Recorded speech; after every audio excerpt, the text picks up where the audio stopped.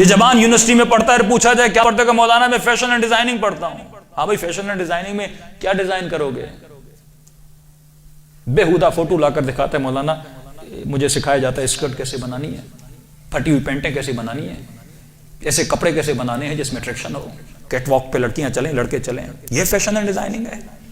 تو سوال یہ ہے کہ میں نے اسلامک فیشن اینڈ ڈیزائننگ کیوں نہیں بنایا؟ مجھے ہر شعبے میں ایک اسلامک شعبہ بنانا ہے نا. اگر اسلام ایک نظام کا نام ہے، اگر اسلام ایک کلچر کا نام ہے، اگر اسلام ایک سویلائزیشن کا نام ہے، اگر اسلام ایک تہذیب کا نام ہے، تو میں نے اس تہذیب میں کتنا حق ادا کیا؟ تو پھر وہی بات ہے، یہ جوان جب کپڑے لینے جائے گا اسے مارکیٹ میں اگر اسی کے نظام کے کپڑے ملیں گے یہ وہی پہنے گا. یہ بچہ باپ سے ڈیمانڈ کرے گا کہ بابا مجھے وہ ٹی شرٹ لے کر دو جس میں سپر مین اور اسپائڈر مین کا فوٹو ہو. اور جب میں سٹورز میں جاؤں گا وہی چیزیں مجھے ملیں گی. مومن کی 5-6 سال کی بچی ہے، کپڑے دیکھو اس نے کیسے پہنے ہوئے ہیں. ہاں، چھوٹے شورٹس پہنے ہوئے ہیں، باہیں کھلی ہوئی ہیں. کہ مولانا بھی بچی ہے. بھائی حیا تجھے بچپن سے سکھانا ہے، شرم تجھے بچپن سے سکھانا ہے. خاتون گھر میں خود کیسے کپڑے پہنتی، یہ بچی کس کو؟ بھائی ایسے تو نظام نہیں بنتا. 1 گھنٹے کی مجلس میں تو کچھ نہیں ہوتا. جب تک گھروں میں نظام اہل بیت، سوچ اہل بیت کو نافذ نہیں کرو گے. وہ نظام تو بڑے دھڑلے سے تمہارے ملک میں پوری دنیا میں کام کر رہا ہے، لیکن مسلمان کو کس چیز پہ لگا دیا کہ یہ اس کو کافر کہے، وہ اس کو کافر کہے، یہ آپس میں لڑ رہے ہیں. آپ سوچ کو تو دیکھو. آج اہل سنت کے جوان یہ سوچیں کہ تمہیں بارہا یہ بتایا جاتا ہے کہ مجلس بدعت، ماتم بدعت، نوحہ بدعت، ان کی مجلسوں میں جانا بدعت. پھر جب اسی ملک میں گانے ہو رہے ہوتے ہیں، اسی ملک کی شادیوں میں شراب کی محفلیں ہو رہی ہوتی ہیں، یہ مولوی کیوں چپ ہوتا ہے؟ کیا گانا گانا جائز ہے؟ کیا ناچ جائز ہے؟ کیا اس ملک میں مجرے کرانا جائز ہے؟ کیا شراب پینا جائز ہے؟ وہاں پہ مولوی چپ رہتا ہے. لیکن ہر وہ چیز جو اہل بیت سے منسلک ہوتی ہے وہاں پہ یہ بولنا شروع ہو، اس کی غیرت اٹھ جاتی ہے. کیا اس ملک میں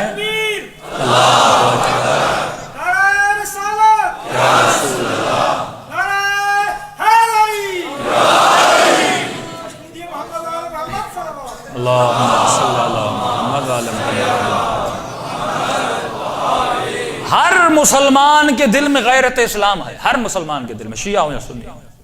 لیکن اس جذبے کو ڈائیورٹ کرنا ہوتا ہے. دشمن ڈائیورٹ کرنا جانتا ہے. مثلا آپ کو غصہ ہے، اگر غصے کو ڈائیورٹ کرو. امام خمینی فرماتے ہیں کہ ان کے والد گرامی کو شہید کیا گیا، آقا مصطفیٰ کو. کہ اگر میں بھی عام لوگوں کی طرح غصہ کرتا اور کیا کر لیتا، 4 لوگوں سے بدلہ لے لیتا.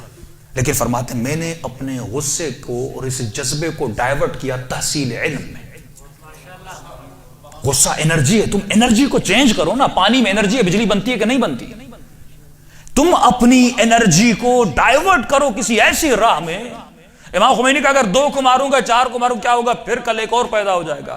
کہ میں ایسا کام کروں گا کہ جڑ سے اس نظام کو اکھاڑ کے پھینک دوں گا.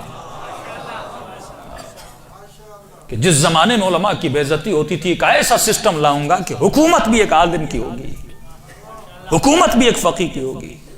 تو اگر مجھے سسٹم کا مقابلہ کرنا ہے تو اس ملک کے امیر طبقہ، واللہ وہ امیر جو کر سکے اور نہ کرے، کتنا بھی نمازی کیوں نہ ہو، قیامت میں یزید کے ساتھ اٹھایا جائے گا. اگر وہ سسٹم بدلنے کی طاقت رکھتا ہے. ایک منرل واٹر اگر کوئی نہ لگا سکے، کتنے شیعہ پانی پیتے ہیں، ہم کیوں منرل واٹر نہیں لگا سکتے؟ باہر کے ملک ہمارا پانی آتا ہے اور ہمیں ہی بیچا جاتا ہے اور ہم ہی ان کی جیبوں کو بھرتے ہیں. اس ملک میں کوئی جوان کیا صابن کی کمپنی لگا سکتا؟ یہ تصور ہونا چاہیے. اگر میں آئی ٹی میں جا رہا ہوں نا تو نوکر والی سوچ نہیں ہونی چاہیے کہ مجھے سافٹ ویئر میں جا کے کام کرنا ہے بڑی بڑی کمپنیوں میں. نہیں، تمہاری سوچ ہی ہونی چاہیے اگر وہ فیس بک بنا سکتے ہیں تو میں کیوں نہیں بنا سکتا؟ کریٹو سوچ ہونی چاہیے نا. اگر دشمن یہ سارے کام کر سکتا ہے تو شیعہ جوان کیوں نہیں کر سکتا؟